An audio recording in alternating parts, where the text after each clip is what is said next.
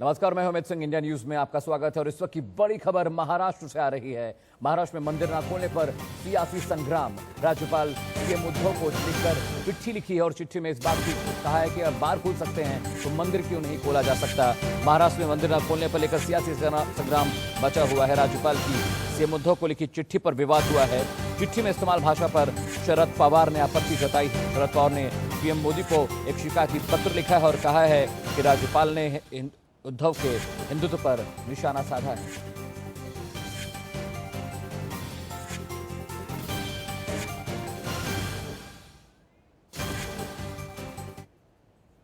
महाराष्ट्र में मंदिर पर हो रही महाभारत की बीजेपी कार्यकर्ताओं के सिद्धिविनायक मंदिर के सामने प्रदर्शन के बाद राज्यपाल भगत सिंह कोश्यारी ने बंद पड़ी धर्मस्थलियों को खुलवाने को लेकर सीएम उद्धव को चिट्ठी लिखी है, जिस पर उद्धव ठाकरे ने जवाब देते हुए कहा कि जिस तरह से एकदम से लॉकडाउन लगाना उचित नहीं था, उसी तरह से उसे पूरी तरह से समाप्त करना भी ठीक नहीं रहेगा। जिसके बाद सियासत तेज हो गई। बीजेपी और शिवसेना में वार पलटवार का दौर शुरू हुआ। देखते ही देखते कांग्रेस और एनसीपी के नेता भी कूद पड़े। लेकिन जिस तरह से मंदिर पर राजनीति हो रही है, उसके बाद उसे देखते हुए सवाल खड़ा हो गया है कि क्या मंदिर बहाना है और उद्धव निशाना है। ये रिपोर्ट देखिए। उद्धव सरकार कोरोना से निपटने में नाकामी का आरोप पहले से झेल रही है, लेकिन अब बीजेपी ने एक और बड़ी चुनौती सामने रख दी है।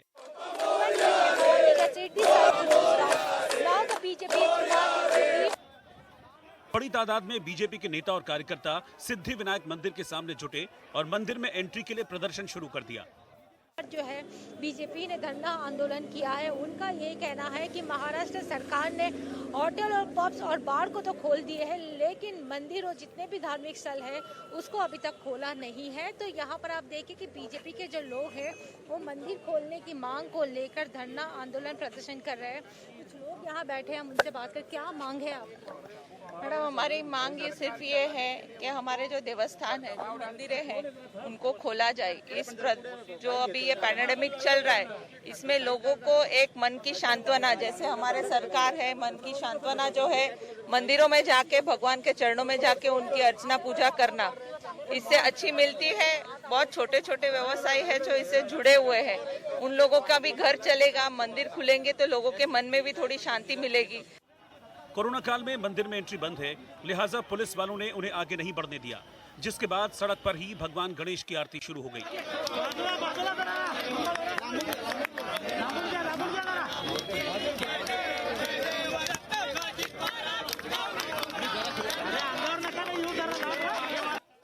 बीजेपी कार्यकर्ताओं ने जबरदस्ती मंदिर में प्रवेश की कोशिश की, लेकिन मुस्तैद पुलिस वाले दीवार बनकर खड़े हो गए।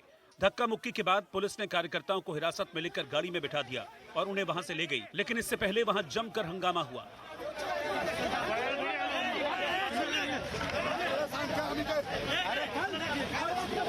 बीजेपी की दलील है कि जब राज्य में सार्वजनिक स्थल और प्रतिष्ठानों पर लगी पाबंदी खत्म कर दी गई है, तो मंदिरों को क्यों नहीं खोला जा रहा।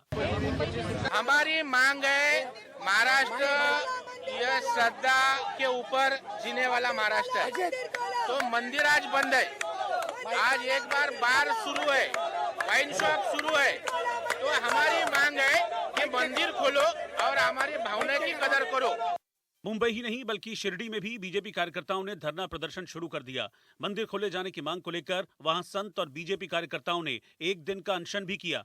केंद्र सरकार की गाइडलाइंस के जरिए पूरे देश भर की मंदिरें खुल गई है, लेकिन महाराष्ट्र की उद्धव सरकार धर्म विरोधी एजेंडा इस महाराष्ट्र में चला रही है, मंदिर विरोधी एजेंडा इस महाराष्ट्र में चला रही है। और हमने राज्य में घंटानाद आंदोलन किया, लेकिन महाराष्ट्र की ये गूंगी, बहरी और अंधी सरकार साधु संतों की संवेदना समझ नहीं पा रही है।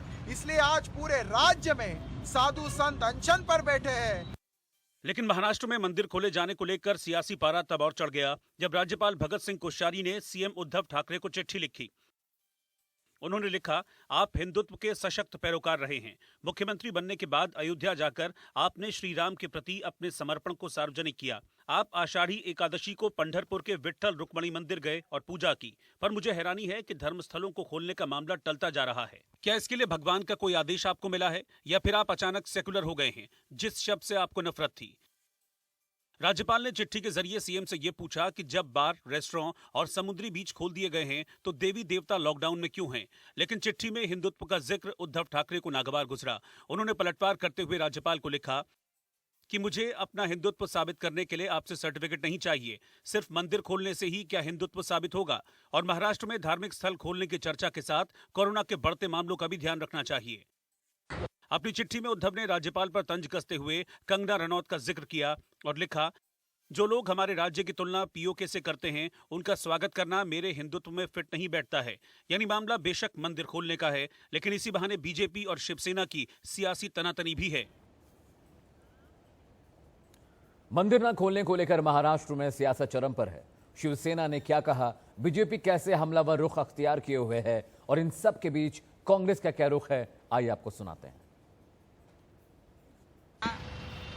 ने कभी न हिंदुत्व को नकारा है, न हिंदुत्व को भूला है शिवसेना, और न हिंदुत्व को भूलेगी। हिंदुत्व शिवसेना का प्राण है, आत्मा है, वो हमेशा हमारे साथ रहेगा। आपको किसी के प्रमाण पत्र की आवश्यकता नहीं है, लेकिन एक हिंदुत्ववादी कार्यकर्ता करके मैं आपको इतना ही कहना चाहता हूं, बाकी लोगों का हिंदुत्व छोड़ो, कम से कम हिंदू सम्राट बाला साहेब ठाकरे जी का हिंदुत्व तो आप फॉलो करो। हिंदू हृदय सम्राट बाला साहेब ठाकरे आज जिंदा रहते थे तो बार, रेस्टोरेंट खुलने के पहले महाराष्ट्र में मंदिर खुलते थे, लेकिन आपने बार, रेस्टोरेंट खुलवाए, आपने दारू के दुकान, शराब के दुकान खुलवाए, लेकिन आप मंदिर खुलवाने के लिए तैयार नहीं है। ये दुर्दैव की बात है। लोगों की भावना ये अभी उद्दीपित हो रही है। धार्मिक स्थलों को खोलने के ऊपर से कुछ लोग राजनीति कर रहे हैं, उनसे मेरी यही अपेक्षा रहेगी कि वो, हमने जो रेस्टोरेंट्स खोले, हमने जो मॉल्स खोले, हमने जो मेडिकल की दुकानें खोली, हमने जो दुकानें खोली, छोटे छोटे व्यापार खोले, जो ट्रेन हमने चालू की, जो बसेस हमने एसेंशियल सर्विस के लिए चालू की, उसकी ज़रूरत इसलिए थी कि लोग भूखे ना मरे और इकोनॉमी डूबे नहीं। और धार्मिक स्थलों को खोलने के लिए सरकार पूरी तरीके से तैयार है, लेकिन उसके ऊपर अभ्यास कर रही है कि खोलने के बाद अचानक जो है पेशेंट्स बढ़ जाएंगे तो क्या होगा। मेरी उनसे गुजारिश है कि लोगों की जान से ना खेलें, एक एक करके सारे धर्म स्थल और जो चीज़ खोलना है वो हम लोग विचार करके खोलेंगे। मंदिर नहीं खोलने को लेकर महाराष्ट्र में कई मंदिरों के बाहर प्रदर्शन हुआ, जिसमें सिद्धि विनायक, साईं मंदिर, शिरडी मंदिर, कपालेश्वर मंदिर की तस्वीरें आप अपनी टीवी स्क्रीन पर देख सकते हैं। मंदिर खोलने को लेकर इन तमाम मंदिरों के बाहर जमकर प्रदर्शन हुआ।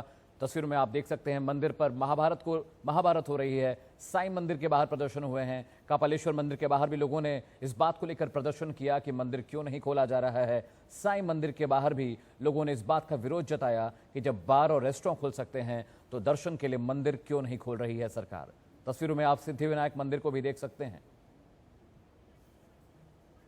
महाराष्ट्र में मंदिर परिसर पर हो रही सियासत का असर धर्मनगरी अयोध्या में भी नजर आया, जहां साधु संतों ने उद्धव ठाकरे को लेकर क्या कुछ कहा, आइए आपको सुनाते हैं।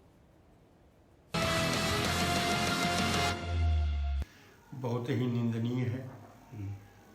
पहले तो पालघर में हिंदुओं को साधुओं को पीट मार दिया गया, और जो बाल ठाकरे इनके पिता थे, मात्र हिंदू के नाम से ये पार्टी शिवसेना चली और पूरा हिंदू का समर्थन रहा। इसीलिए पार्टी को वहाँ का कम से कम प्रदेश में कई ऐसे स्थान और बहुत सी संख्या में विधायक मिले। सिद्धि विनायक सिद्धि के विनायक हैं, शक्ति के दाता हैं, सामर्थ्य के दाता हैं, रक्षा के देवता हैं, और यहाँ तक कि वह संपूर्ण महाराष्ट्र ही नहीं, सारे देश के जनमानस के सर्वांगीण विकास के द्योतक हैं, परिचारक हैं, शक्ति के दाता हैं, मंगल रूपी मंगल के देवता हैं। इसलिए भगवान उद्धव जी ठाकरे को सद्बुद्धि दे और याद आए उनको कि जिस भारतीय स्वाभिमान की रक्षा के लिए बाला साहब ठाकरे ने शिवसेना का गठन किया था, वह स्वाभिमान उनका विकसित हो और सिद्ध विनायक मंदिर को शीघ्र ही खोलें। यह जन आस्था का प्रतीक है और जन भावनाओं को ठेस पहुंचा करके अगर कोई चाहे तो सुखी नहीं रह सकता। बाला साहब ठाकरे के निधन के साथ ही शिवसेना पार्टी का जो सिद्धांत था वह भी समाप्त हो गया, उसका भी निधन हो गया है और अब शिवसेना नहीं है। शिवसेना अपने सिद्धांतों से भटक गई है और यह दुखद है कि शिवसेना ने कांग्रेस से गठबंधन करके अपने सिद्धांतों को दफन करके और कांग्रेस के सिद्धांतों पर चल पड़ी है और आने वाला जो चुनाव होगा तो इसका परिणाम जो है बहुत गंभीर रूप से मिलेगा। ये जो उद्धव ठाकरे सरकार है, वैसे तो बाला साहब हिंदूवादी थे, कट्टर हिंदूवादी विचारधारा है, लेकिन उद्धव जो शिवसेना है वो अब कट्टर हिंदू विचारधारा से नहीं है।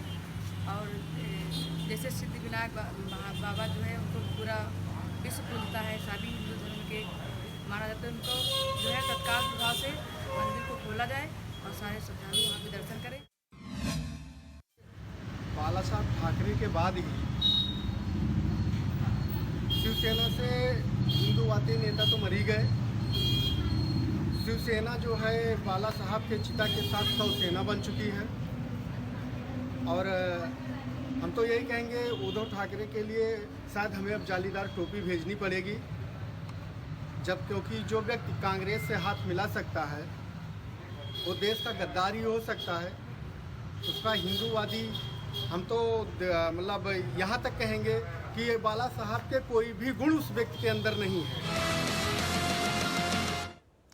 महाराष्ट्र में मंदिर पर महाभारत छिड़ गई है। वहीं बीजेपी नेता किरीट सोमैया ने उद्धव सरकार पर निशाना साधा है। किरीट सोमैया से हमारी सहयोगी प्रीति सोमपुरा ने खास बातचीत की। महाराष्ट्र के राज्यपाल और मुख्यमंत्री दोनों के बीच में पत्र युद्ध शुरू हो गया है। इस वक्त हम बात करते हैं बीजेपी के नेता किरीट सोमैया जी से। किरीट जी, जिस तरीके से जो है जिस भाषा का इस्तेमाल मुख्यमंत्री ने गवर्नर के लिए किया है, क्या कहेंगे आप? एक बार मुख्यमंत्री और उनके परिवार में अहंकार है, दूसरी ओर वो राज्य संभाल नहीं पा रहे और उसके कारण कंट्रोल नहीं कर पा रहे हैं। कोविड में रोज लोगों की मृत्यु बढ़ती जा रही है। कल जो बिजली की जो फेलियर हुआ उसके कारण 1000 से अधिक कोविड पेशेंट की जान खतरे में आ गई है और उसके कारण मुख्यमंत्री इस प्रकार से अपनी भाषा और अपनी संस्कृति का प्रदर्शन करते हैं, इस बात का दुख होता है। आपको अगर मंदिर नहीं चालू करना है तो आप ना अच्छी तरह से बोल सकते थे, लेकिन किसी का इस प्रकार से राज्यपाल और सीनियर व्यक्ति का अपमान करना शोभा नहीं देता। क्या आपको लगता है कि जो 3 पार्टियों की जो सरकार है, महाविकास आघाड़ी, इसलिए कि सेक्युलर छवि को लेकर जो है मुख्यमंत्री चल रहे हैं? वास्तव में कुछ समझ में ही नहीं आ रहा है, क्योंकि एक और जो मेट्रो का प्रकल्प वहां से निकालने के कारण जो 5000 करोड़ का नुकसान होने वाला है वो पैसा कहां से आएगा।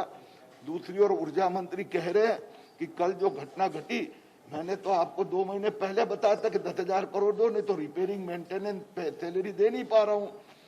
और तीसरी ओर वो संभल नहीं पाते, एक और बाबरी मस्जिद के साइड लेने वाले लोग हैं और दूसरी ओर उनके कार्यकर्ता कहते हैं हम तो राम मंदिर वाले हैं और उसके कारण ही is not able to cope up.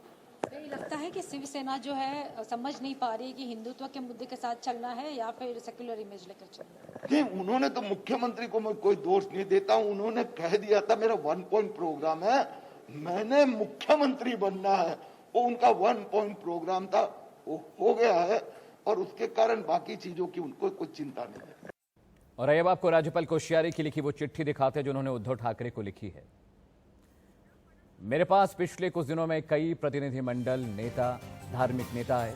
उनका कहना है कि जब महाराष्ट्र में होटल और समुद्र के किनारे आम आदमी के लिए खोल दिए गए हैं तो धार्मिक स्थलों पर इसे क्यों बंद रखा गया है, जबकि आप तो खुद रामलला के दर्शन के लिए सीएम बनने के बाद अयोध्या गए थे और पंढरपुर विट्ठल मंदिर में भी पूजा की थी।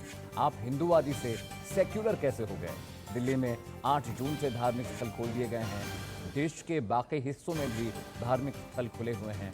क्या अचानक से आप सेक्युलर बन गए और इसे नहीं खोलना चाहते? कोविड-19 को ध्यान में रखते हुए सभी धार्मिक स्थलों को जरूरी दिशा निर्देश देकर खोल दिए जाने की बात कही गई है। और अब उद्धव ने इसके जवाब में क्या कहा, आइए वो आपको दिखाते हैं। आपने मुझे हिंदूवादी कहा, वो सही है। पर मुझे आपके हिंदुत्व के सर्टिफिकेट की जरूरत नहीं है। धार्मिक स्थलों को नहीं खोला तो सेक्युलर और खोल दिया तो हिंदुत्ववादी। यही आपकी सोच है क्या?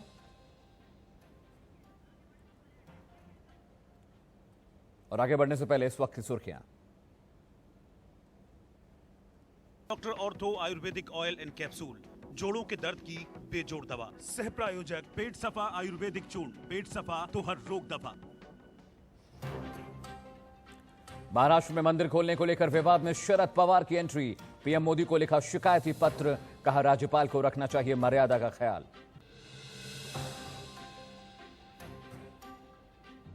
रिहा होते ही महबूबा मुफ्ती का केंद्र पर हमला, कहा दिल पर वार करता रहा, काले दिन का काला फैसला, आर्टिकल 370 की बहाली के लिए करते रहेंगे संघर्ष।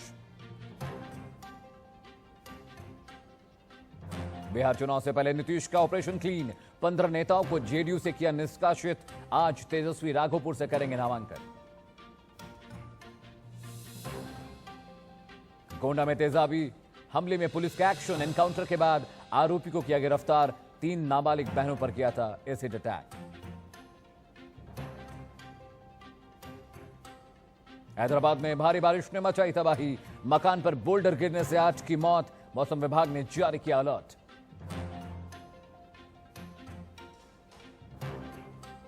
आईपीएल के 29वें मुकाबले में चेन्नई ने हैदराबाद को 20 रनों से दी मात।